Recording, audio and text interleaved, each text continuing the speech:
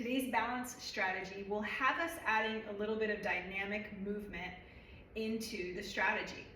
So we'll be doing what I refer to as balance clocks. Simple enough.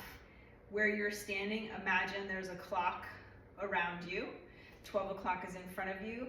3 or 9, depending on your orientation, is to the side. 6 o'clock behind you, and then 3 or 9 on that other side. So we will start out simply by shifting our weight to one leg. We're going to keep that circle really small to start, and we're going to keep our toe touching on the ground. We sweep around from 12 to 3 or 9 to 6 and to the other side. Can you get to the other side, or do you need to stop at 7 o'clock or 8 o'clock, right? Swinging it back around in front of us, so we can make this even more challenging by making that circle even bigger. So you're really reaching that foot around and really reaching it wide as you come back in front of you. Switch to the other side, start with little teeny tiny small circles first. And you can see as I'm reaching that foot behind me, I have to bend into this front leg. So we get into some mobility and strength aspects to this movement as you get into a couple reps. And I'd recommend doing 5 on each side. And then if you feel like, hey, I want to up this challenge a little bit, then we can get into toe taps or hovers.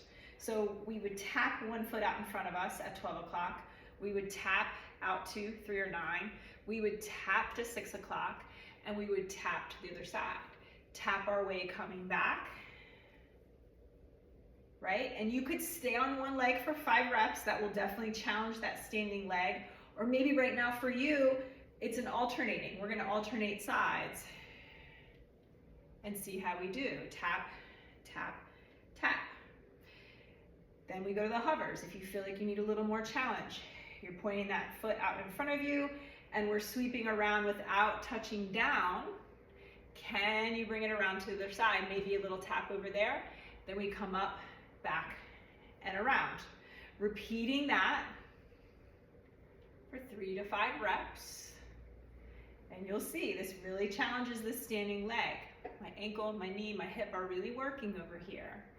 And then we would go to the other side, trying not to hold our breath. Keeping your gaze focused on something to start.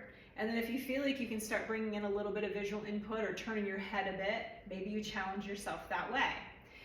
We know another way to challenge is to make the ground beneath us a little more unlevel. So you might do this on a folded up towel or blanket, something like that. Try all the different ways. You might surprise yourself that that hover is actually very doable for you.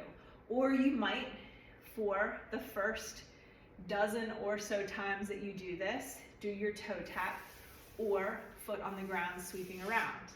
Figure out what's appropriate for you on any given day and go with that. Again, tell me how you do with this. I'd love to hear about it. Tell me what your experience is. For me, works my hips a lot. That's what I notice, and then as I get tired, my ankles start getting a little more wobbly. So again, we've got some strength aspects, mobility, and balance. Give it a whirl, and I'll see you tomorrow.